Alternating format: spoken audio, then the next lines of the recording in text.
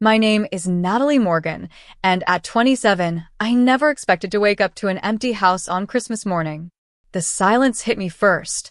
No coffee brewing, no holiday music, no voices. Just stillness where family chaos should be. Leftover breakfast dishes in the sink, cars gone from the driveway, and not a single note explaining why. Our annual Christmas trip. 17 people for cars, and not one of them remembered me. Or so they claimed. If you've ever felt invisible to the people who should see you most, let me know where you're watching from and subscribe for what happened next. Growing up in the Morgan family meant you were never alone, whether you wanted to be or not. My parents, Margaret and Thomas, had 3 children. My older sister Amanda, me in the middle, and my younger brother Kyle. Then there were the aunts, uncles, and cousins who might as well have lived with us considering how often they were around. Being the middle child was exactly like every stereotype you've heard. Amanda was the golden child, valedictorian, perfect in every way. Kyle was the baby, charming and spoiled.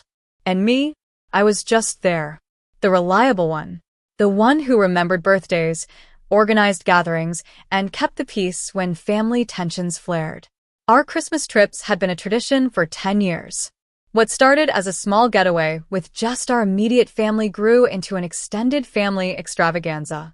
Aunts, uncles, cousins, and even some close family friends. Last year we had 16 people.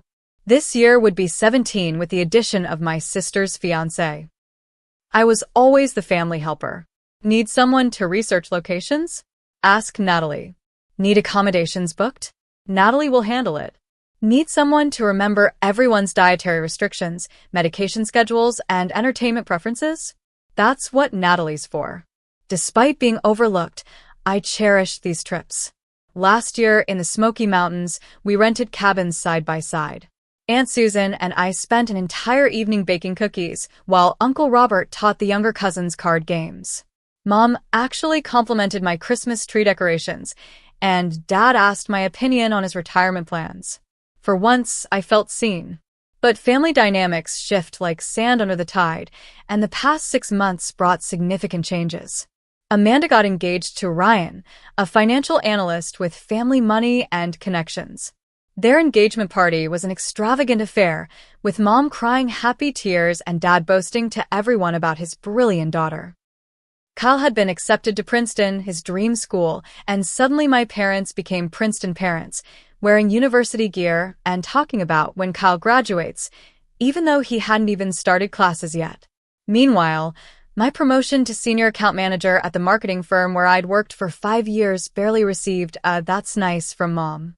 Dad asked if it came with a raise, but seemed disappointed when I explained that the significant bump would happen after my 6-month review. New additions to our extended family had created shifting alliances too. Cousin Rachel had married Jackson, who quickly became my uncle's new fishing buddy. Aunt Karen had a new boyfriend, Terry, who bonded with my dad over their shared love of vintage cars. Everyone seemed to be pairing up or finding new connections while I remained the family utility player. Useful, but not essential. Still, I was excited about this year's trip. I'd been promoted, saved up vacation days, and was ready to share my success with my family. Maybe this would be the year they'd see me as more than just the helpful middle child. This year's trip was my suggestion, a beautiful resort in the Colorado mountains. I found it, booked it, and as usual, put the $15,500 on my credit card, with promises from everyone to reimburse me at Christmas. The resort had private cabins surrounding a main lodge, an ice skating rink, ski trails, and a renowned restaurant for Christmas dinner. We had 3 family meetings about the trip. I presented activities, accommodation options, and transportation logistics. Everyone seemed enthusiastic, especially about the snowmobiling and sledding options. We decided to drive rather than fly, making it a road trip adventure. 4 vehicles would make the 20-hour journey, splitting up family members in a way that would minimize the inevitable squabbles. I handled most logistics. I created packing lists tailored to each family member. I researched and booked activities. I arranged the Christmas gift exchange. I even prepared card games and playlists for the drive. The reservation was under my name, paid with my credit card. I'd done everything to ensure this would be our best Christmas trip yet.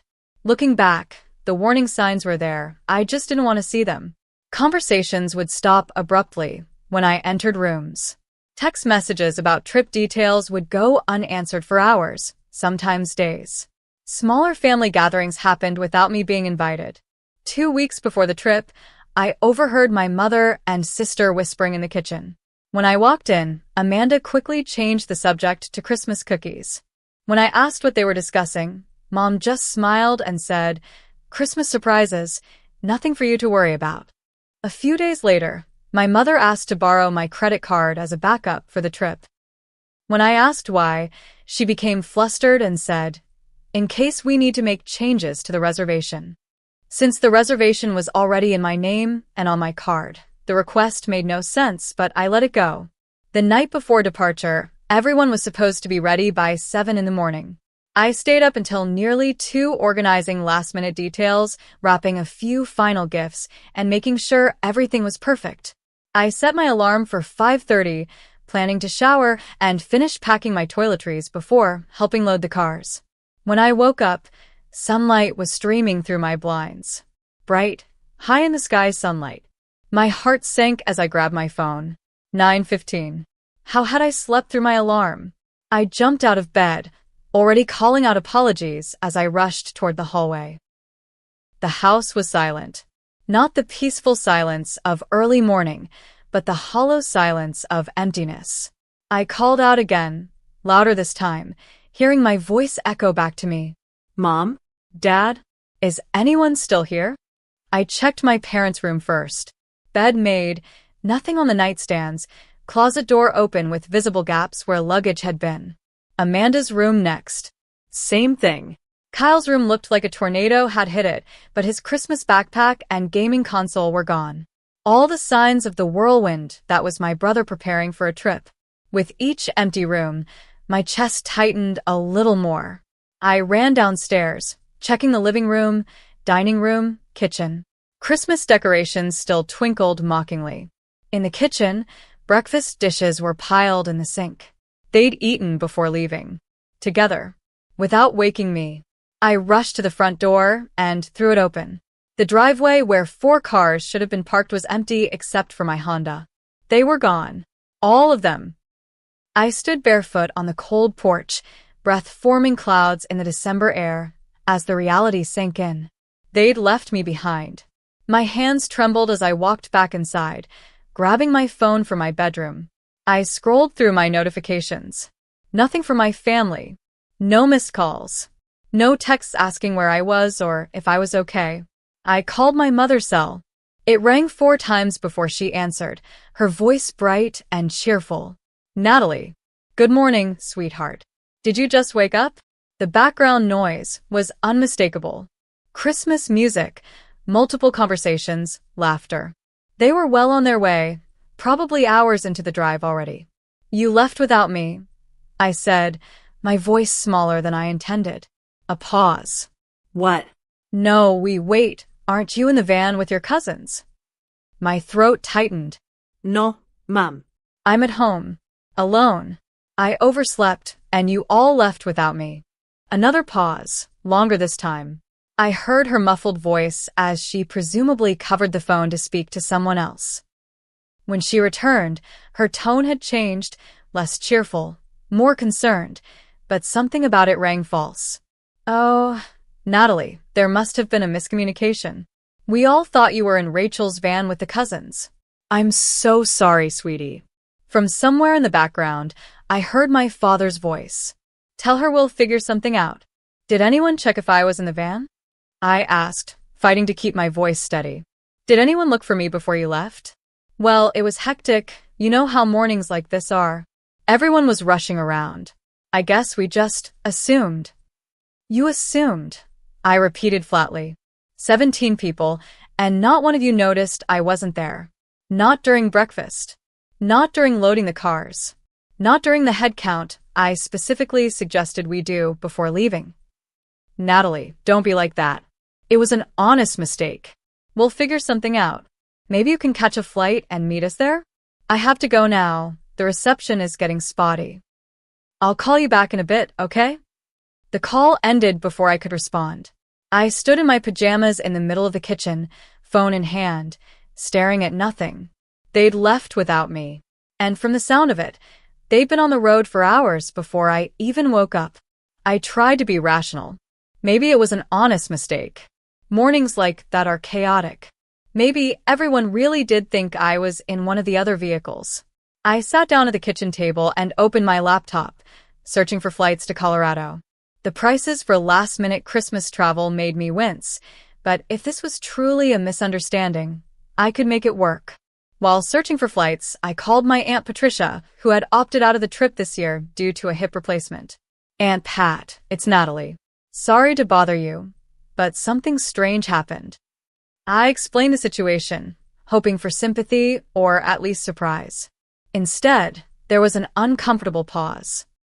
"Oh, sweetie," she finally said, her voice gentle but awkward. "I'm sure it was just confusion in all the excitement. Did you talk to Mom this morning? Or Amanda?" Another pause. Rachel called to say they were on the road. She mentioned everyone was having a good time. Did she mention me at all? Not specifically, no.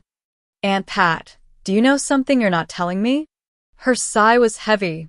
Natalie, I don't want to get in the middle of family matters.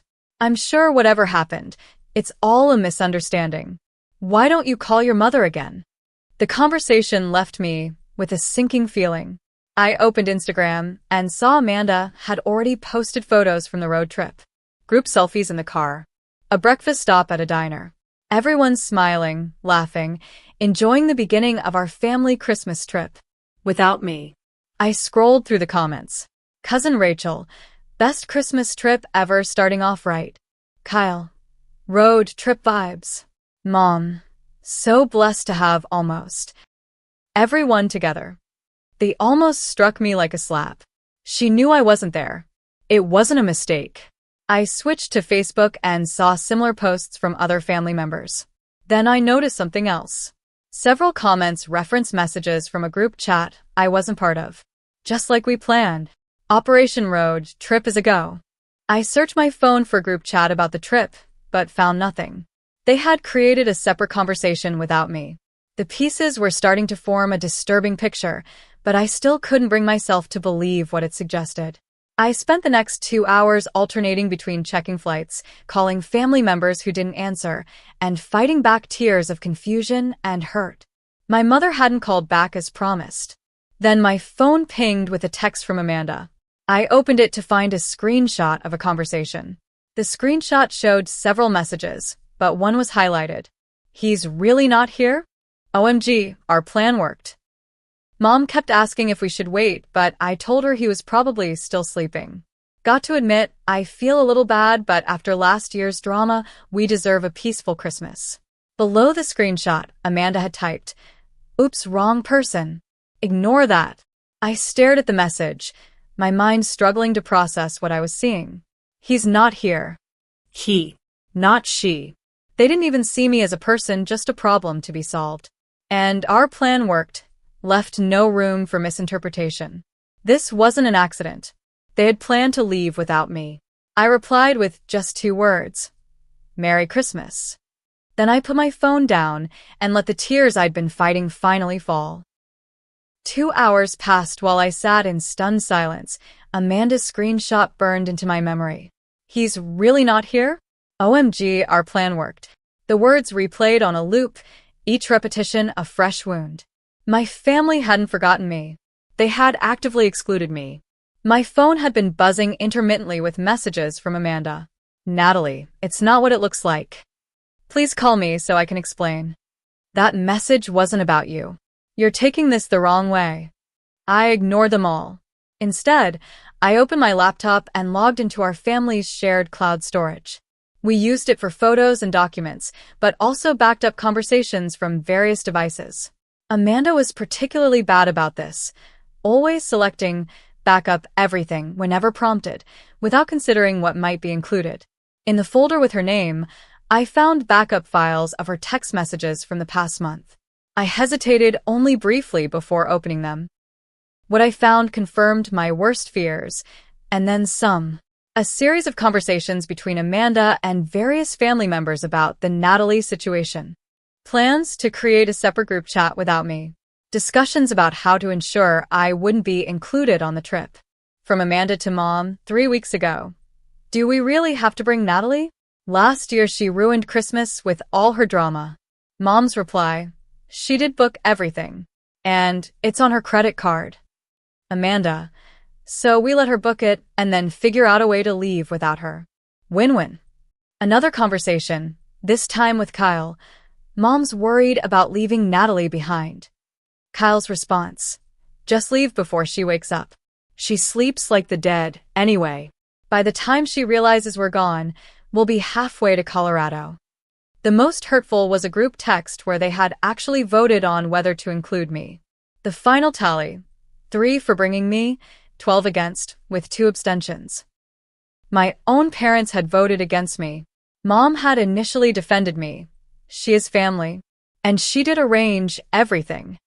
But she'd quickly given in to the group pressure. I suppose you're right. It would be more relaxing without having to manage her feelings all the time. Manage my feelings? I whispered to the empty room. The drama they referred to from last Christmas? That was when I'd finally stood up for myself after Cousin Mike made yet another joke about me being perpetually single. I'd calmly asked him to stop, pointing out that his comments were hurtful. That was it. No yelling, no scene, just a simple request for respect. But apparently, that was too much drama for my family to handle. As I dug deeper, years of injustice surfaced in my memory. The time I gave up my bedroom for a week when relatives visited, sleeping on the couch while Amanda refused to share her larger room. The summer I worked 2 jobs to help pay for family expenses when Dad was between positions, only to have my parents spend the money on a new car for Kyle when he got his license. The countless times my achievements were minimized while my siblings were celebrated. I remembered how last Christmas, I'd offered to help Mom in the kitchen and she'd snapped at me that I was doing it wrong, only to praise Amanda's identical technique minutes later. How Dad had interrupted me mid-sentence during the gift exchange to point out something Kyle was doing. How Aunt Susan had accidentally left me out of the family photo and no one had noticed until I mentioned it. I'd always been the family scapegoat, but until now, I'd never realized how deliberate it was. I'd given them the benefit of the doubt, made excuses for their behavior, rationalized that families are complicated and no one is perfect. I thought about the financial sacrifices I'd made for them. When my parents struggled with mortgage payments 3 years ago, I'd given them $8,000 for my savings, money I'd been putting aside for a down payment on my own place. That loan was never repaid. When Kyle needed a laptop for school, I bought it. When Amanda's car needed repairs, I covered them. And this trip, the $15,500 booking that I had placed on my credit card. Every year I handled the booking, and every year the family promised to reimburse me at Christmas. Sometimes they did, partially. More often, excuses were made about tight budgets and promises of paying me back soon that never materialized. I tried calling different family members. My father's phone went straight to voicemail. Kyle texted that he was in the middle of something and would call later. Aunt Susan read my message, but didn't respond. Uncle Robert's phone rang and rang with no answer. Finally, Cousin Rachel picked up. Natalie, hey, what's up? Rachel, I need you to be honest with me. Did everyone intentionally leave without me this morning? A long pause. I don't know what you're talking about. Please don't lie to me. Not you too. She sighed. Look, it wasn't my idea, okay? Amanda and Kyle organized the whole thing. They said you're always complaining and making everything difficult. They convinced everyone it would be more fun without you. And you went along with it? What was I supposed to do? It was majority rule. You could have stood up for me. You could have at least warned me. And risk being excluded too? I'm sorry, Natalie. That's just how family dynamics work sometimes. I hung up without saying goodbye. Then I went to my childhood bedroom, closed the door, and broke down completely. Years of being overlooked, dismissed, and taken for granted crashed over me like a tidal wave. I curled up on my bed and sobbed until my throat was raw and my eyes burned. As the December afternoon darkened into evening, I cycled through shock, denial, and bargaining. Maybe if I apologized for whatever perceived wrongs I'd committed, they'd welcome me.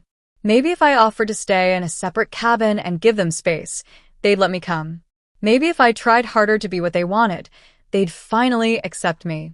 But as night fell, those thoughts gave way to anger. White-hot, clarifying anger that burned away the fog of self-doubt I'd lived in for so long. After hours of crying, I felt strangely calm, empty but clear-headed. I called Rachel back. "I need the complete truth," I said when she answered. "No sugarcoating, no protecting anyone's feelings. What exactly did they say about me?" Rachel hesitated, then sighed. "They said you're too sensitive, that you make everything about yourself, that you're controlling about the trip details, and it's exhausting. Amanda said holidays would be more relaxing without you there questioning everything and getting your feelings hurt." "And my parents? What did they say?" "Your mom tried to defend you at first, but Amanda kept bringing up last Christmas, calling it the incident. Eventually your mom agreed it might be easier without you. Your dad just went along with whatever your mom decided." "And the plan was what, exactly?" "To leave before you woke up.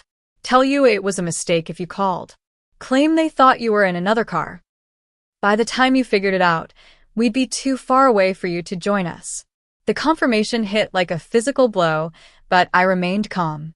"Thank you for being honest." Natalie, I'm sorry. I should have said something.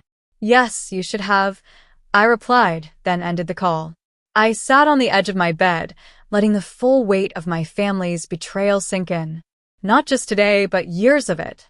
Years of being the responsible one, the reliable one, the one who gave and gave while receiving so little in return. Years of telling myself it was normal, that family relationships are complicated, that love isn't always expressed in obvious ways. But this wasn't love. This was exploitation. This was emotional abuse. This was a family that had decided I was worth less than the others, that my feelings didn't matter, that I could be discarded when inconvenient. "Enough," I whispered to my empty room. "Enough." I moved to my desk and opened my laptop again. I navigated to the resort's website and logged into my account. There it was, the reservation in my name. $15,500 for the premium Christmas package. 6 cabins around a central lodge, all activities included, special Christmas dinner and events, the works. I'd been saving for this trip all year. The family was supposed to reimburse me their shares when we exchanged gifts on Christmas Eve, as was our tradition. But another dive into Amanda's backed-up messages revealed they had no intention of doing so. "Natalie won't cancel the reservation even if she finds out," Kyle had written. "She cares too much about what everyone thinks. She'll probably book a flight out and pretend everything's fine. And we still get our free Christmas vacation," Amanda had replied, adding a laughing emoji. I stared at those messages for a long time. Then I picked up my phone and texted Amanda a single reply to her earlier frantic messages. "Merry Christmas." Let them think everything was fine. Let them think I was hurt but accepting it. Let them think I was predictable, reliable Natalie who would never rock the boat. I sat at my desk and made a list. Every time I'd covered expenses for family members. Every loan never repaid. Every sacrifice I'd made. Every time I'd been overlooked, dismissed, or taken for granted. The list ran to 3 pages, single-spaced. Then I made a second list. Things I wanted. Respect. Appreciation. Reciprocity. Honesty. The simple dignity of being treated as a full and equal member of the family. I called my therapist, Dr. Michelle, who I'd been seeing for the past year to work on my people-pleasing tendencies and boundary issues, as she called them. She answered despite it being after hours on Christmas Eve. "Natalie, what's happened?" I explained the situation, my voice surprisingly steady. When I finished, there was a moment of silence. "What you're describing is a profound betrayal," she finally said. "Your reaction is not only justified, it's healthy. The anger you're feeling is appropriate. The question is, what do you want to do with it?" "I want to stop being a doormat. I want consequences for their actions. I want them to understand they can't treat me this way anymore." "Those are all valid desires. What specific actions are you considering?" I told her my plan, the two-part response I was formulating. She listened without interruption. Will these actions move you toward healing or deeper into hurt? She asked when I finished. Both, maybe. Initially more hurt, but ultimately healing because I'll finally be standing up for myself. Then I support you. Just remember, you're making these choices for yourself, not to punish them. The goal isn't revenge, it's self-respect. After we hung up, I felt validated. My reaction wasn't excessive. My anger wasn't unwarranted.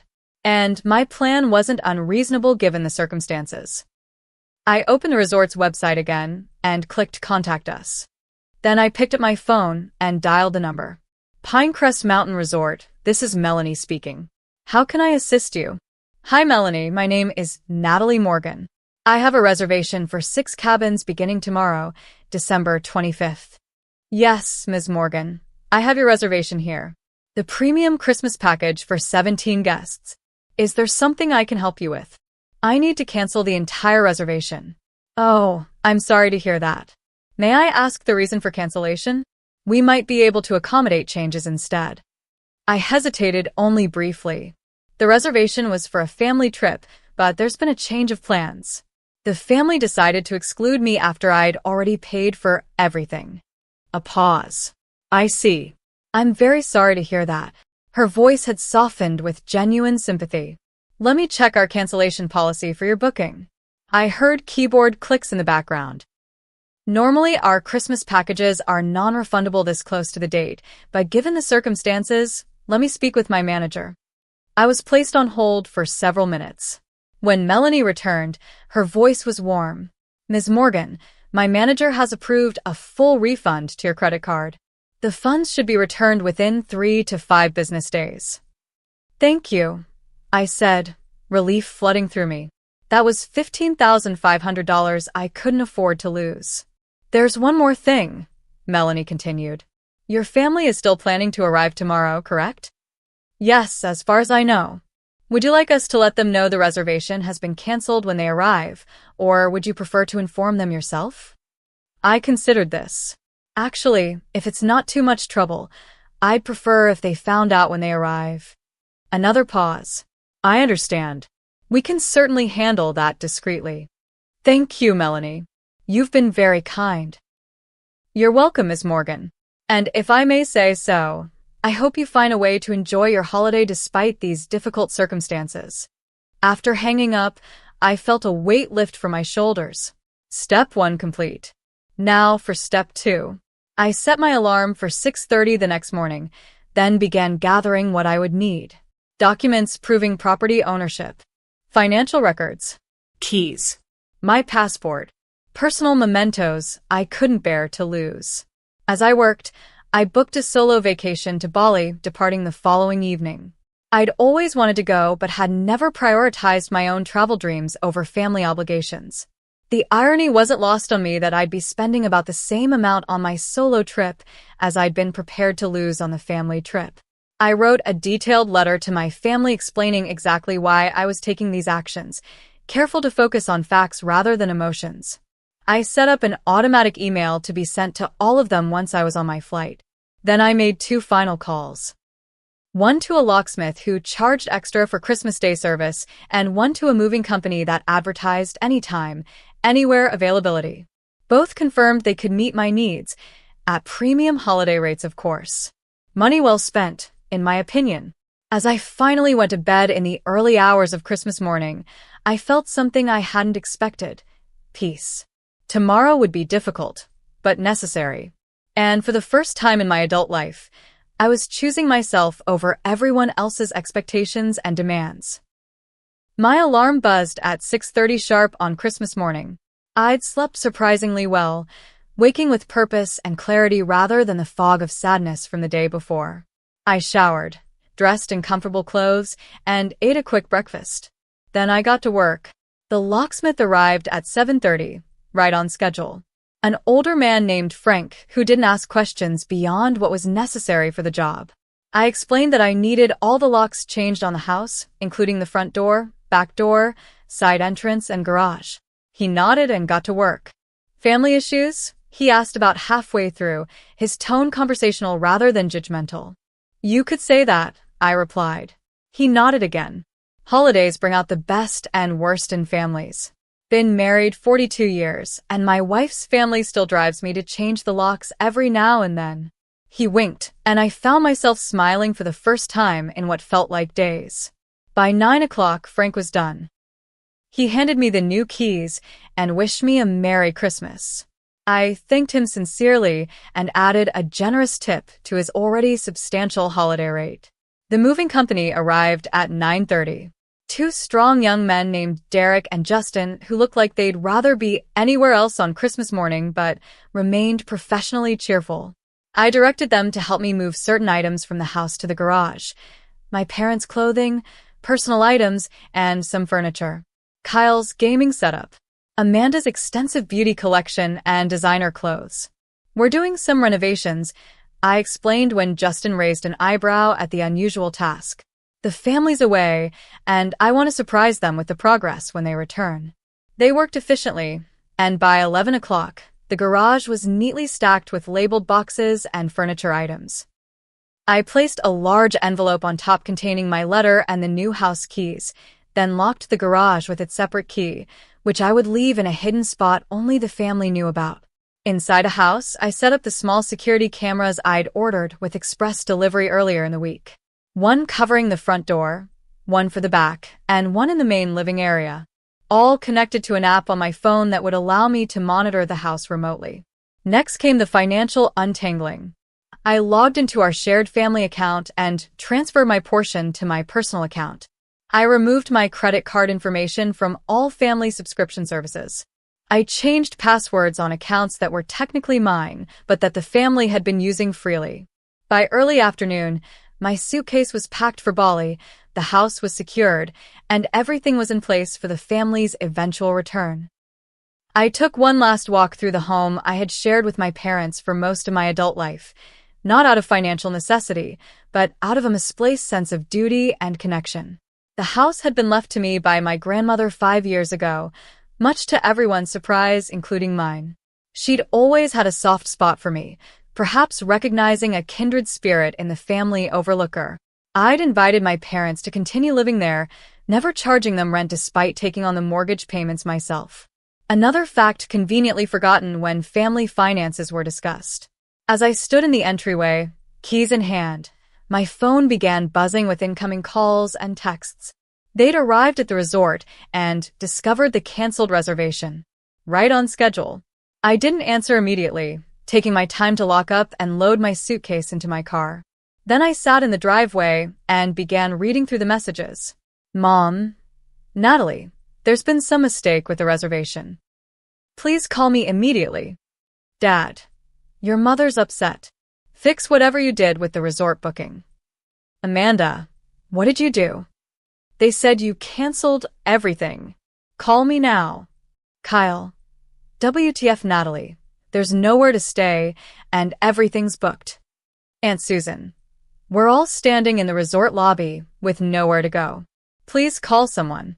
And so on, message after message of increasing panic and anger. No apologies.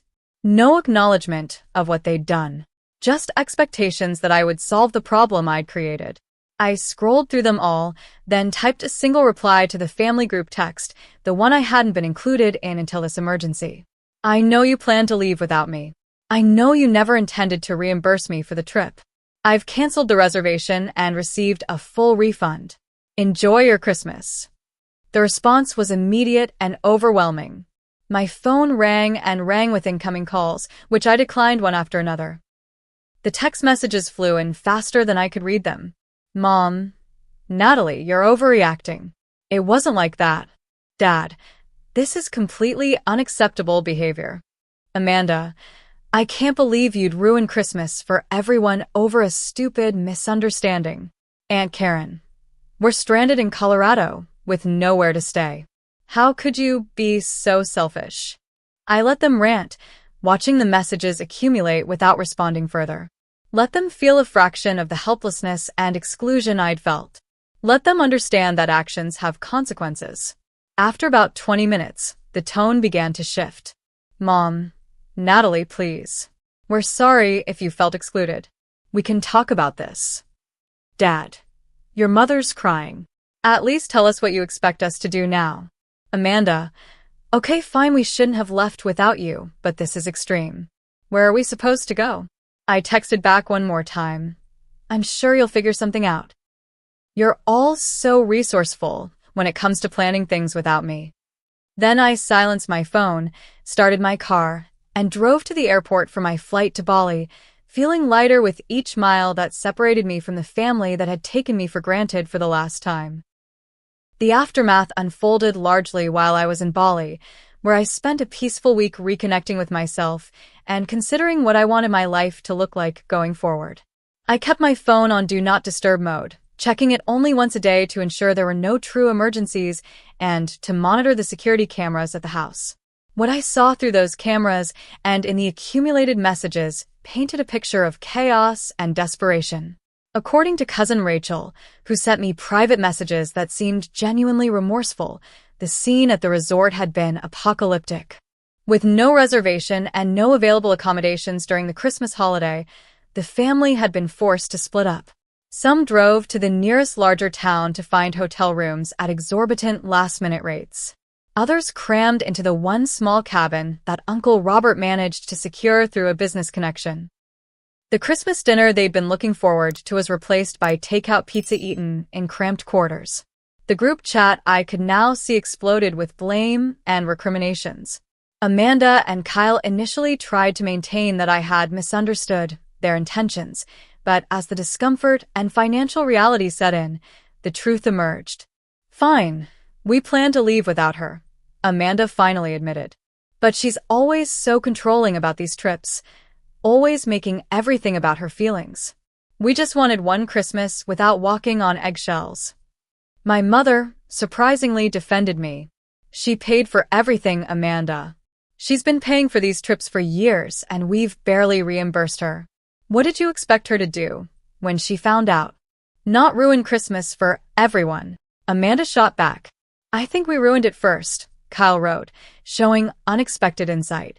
For her, at least. The family tried calling me hundreds of times over those days. I didn't answer. Their messages evolved from angry to pleading to bargaining. They cut their trip short, heading home after just 2 days of holiday misery. On December 27th, my security cameras showed them arriving at the house, luggage and all, only to discover they couldn't get in.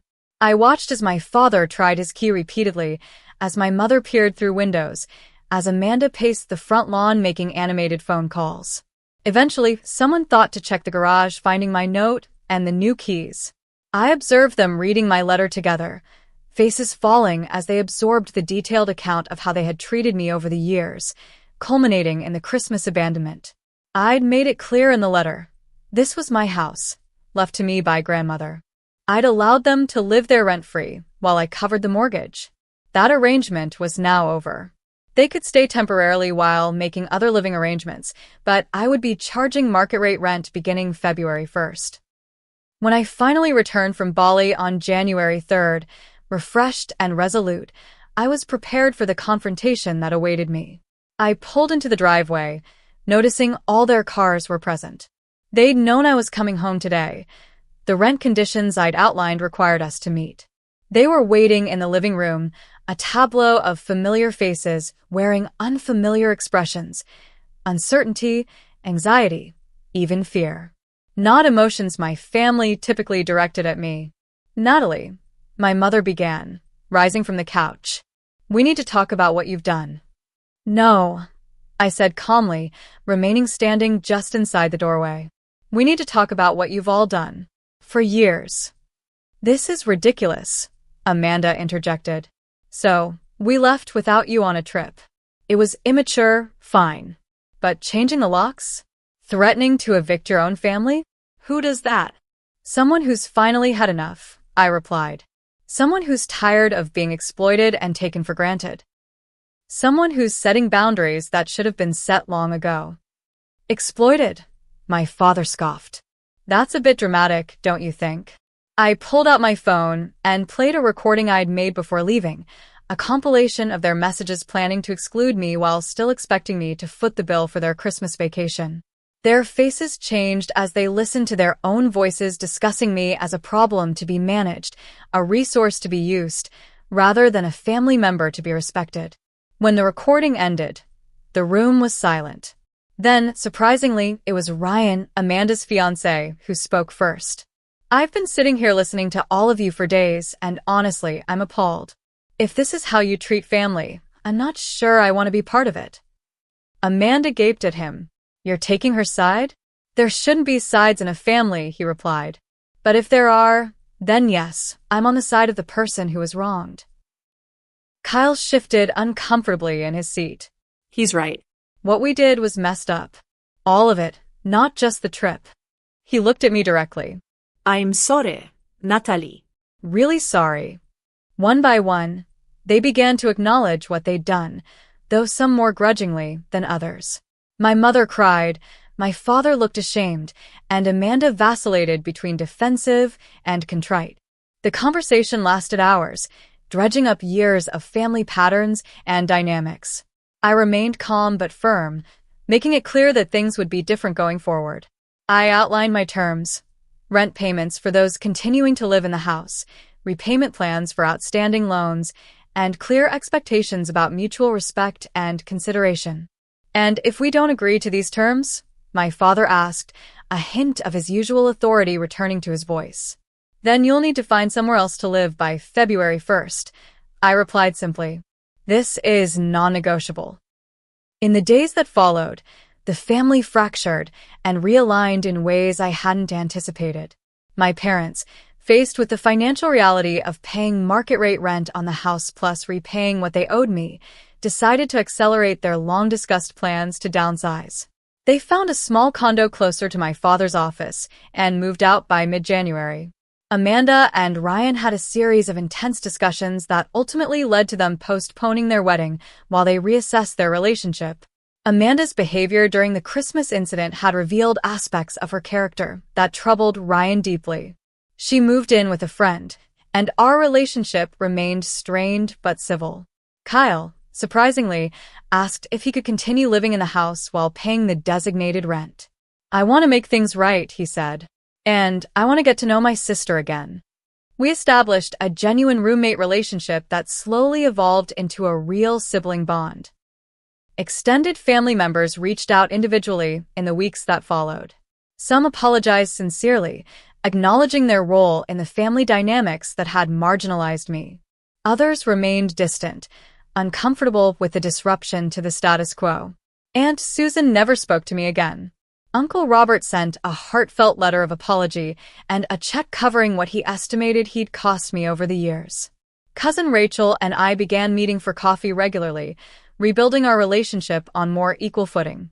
My parents struggled to adjust to the new reality, but made genuine efforts. My mother called weekly, careful to ask about my life and interests rather than just talking about herself. My father sent awkward but sincere text messages checking in on me. Small steps but meaningful ones. The most surprising outcome was with Amanda. After 3 months of minimal contact, she asked to meet. Over dinner at a neutral restaurant, she admitted that the incident had forced her to confront some uncomfortable truths about herself. "I was jealous of you," she confessed. "You've always been the capable one, the one with everything together. I felt like I had to compete, to prove I was better somehow. It was easier to push you away than to admit I admired you."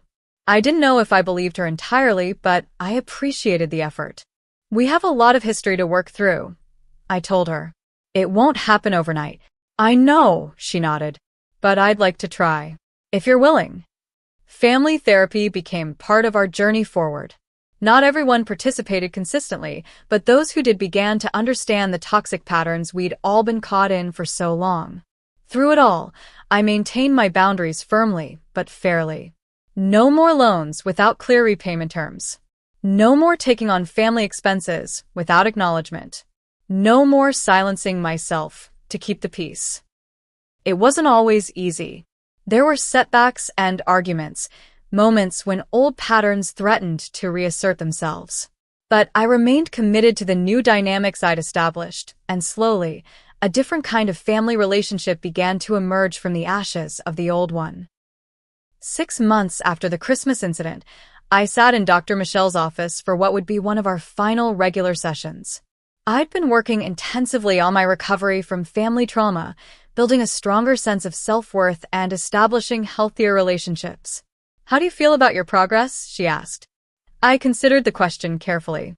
"Lighter," I finally said. "Like I've put down a burden I didn't even realize I was carrying. I still have moments of doubt and guilt, but they're less frequent now. And I'm getting better at recognizing when I'm falling into old patterns." The journey hadn't been easy. After setting those initial boundaries, I'd gone through periods of intense grief for the family relationship I'd always wanted but never had.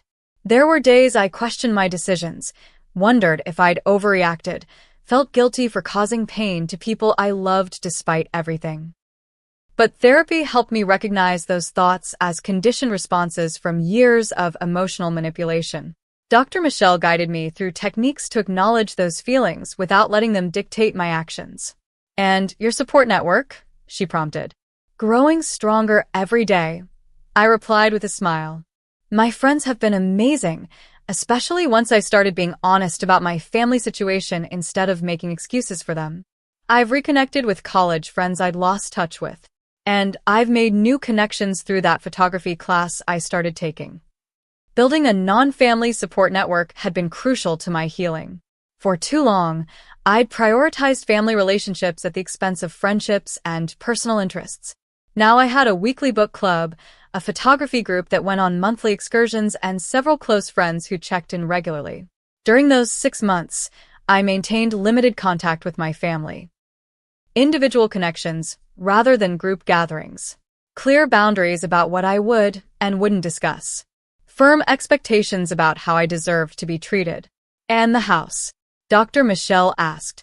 "Still mine," I said with a confident smile that would have been impossible a year earlier. "Kyle's still renting one of the rooms, and I've rented another to a graduate student. The rental income covers the mortgage, and I'm saving to renovate the kitchen this fall." I'd reclaimed my space, physically and emotionally. The house that had once felt like a site of obligation now felt like a true home. I'd redecorated, choosing colors and styles that reflected my personality rather than preserving the family aesthetic I'd always accepted without question. My solo traveling had continued as well. After Bali, I'd taken weekend trips to places I'd always wanted to visit but had put off. Chicago for the architecture, New Orleans for the music, Portland for the food scene. Small adventures that built my confidence and expanded my world. "And what about reconciliation?" Dr. Michelle asked. "Where do you stand on that?" I'd been thinking about this question for months. I'm open to it, but on my terms. With some family members, there's been real progress. Kyle and I have a better relationship now than we ever did growing up. My parents are trying in their way. Others, like Amanda, it's more complicated. And with some, like Aunt Susan, I've accepted that reconciliation may never happen. That sounds like a healthy approach, Dr. Michelle nodded. Reconciliation doesn't mean returning to old patterns. It means creating new, healthier relationships where possible and accepting when it's not. As summer turned to fall, I decided it was time to test the waters of a family gathering. I invited select family members to a small dinner party at my house. Not everyone, just those who had shown genuine remorse and made real efforts to change. My parents, Kyle, cousin Rachel and her husband, Uncle Robert, and after some deliberation, Amanda. I set clear expectations in the invitation. This was a fresh start, an opportunity to build something new. Past grievances wouldn't be discussed at the dinner table. Anyone uncomfortable with these terms was welcome to decline. To my surprise and cautious delight, everyone accepted. The dinner wasn't perfect by any means. There were awkward moments, old tensions that bubbled up briefly before being redirected. But there were also genuine conversations, authentic interest in each other's lives, and moments of connection that felt new and promising. My mother brought a photo album I'd never seen before, filled with pictures of me growing up. I realized we don't celebrate you enough, she said quietly as we looked through it together. I want to do better. My father helped me grill in the backyard, asking about my work with interest that seemed sincere rather than perfunctory. Kyle proudly showed off the kitchen shelves he'd installed, his way of contributing to the home we now shared. Amanda brought a peace offering, a framed photo of us as children, arms around each other, smiling without complexity or competition. I found this while packing, she said. I'd forgotten we used to be friends. After dinner, as we sat in the living room with coffee and dessert, my father raised his cup in a toast. To Natalie, he said, for having the courage to demand better from all of us. We didn't deserve a second chance, but we're grateful for it. The acknowledgement brought unexpected tears to my eyes, not from lingering pain, but from the recognition that true healing was possible, even if the relationship would never be what I'd once hoped for. That Christmas was different from any other in my memory.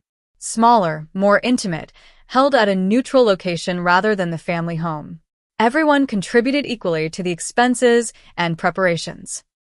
There were no dramatic exclusions, no manipulation, no taking anyone for granted. We exchanged thoughtful, personal gifts rather than expensive displays. We shared memories, both difficult and fond, with new honesty. We acknowledged the journey we'd been on and the work still to be done. Not everyone from the original group was there.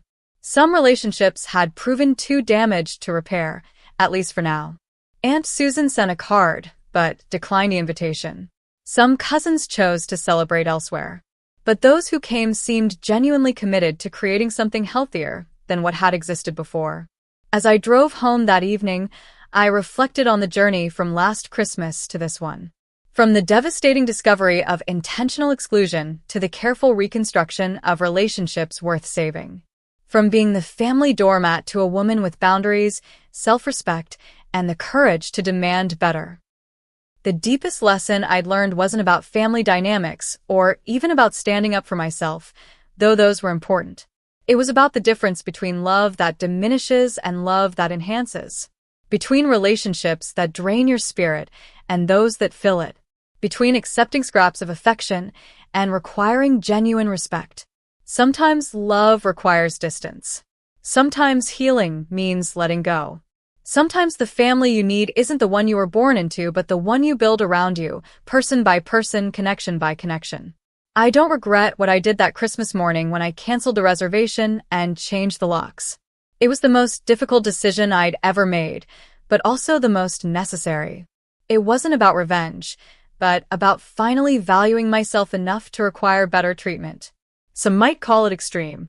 I call it the first day of a new life.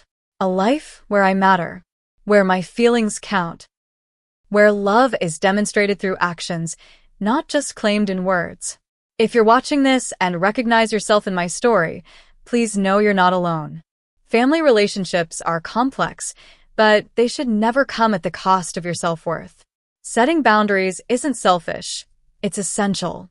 And sometimes the bravest thing you can do is walk away from what hurts you, especially when it's family.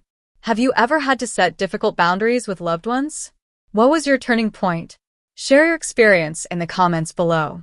If this story resonated with you, please subscribe for more authentic conversations about family dynamics and personal growth. Your support helps this channel reach others who might need to hear they're not alone. Thank you for listening, and remember, you deserve to be valued, respected, and truly seen.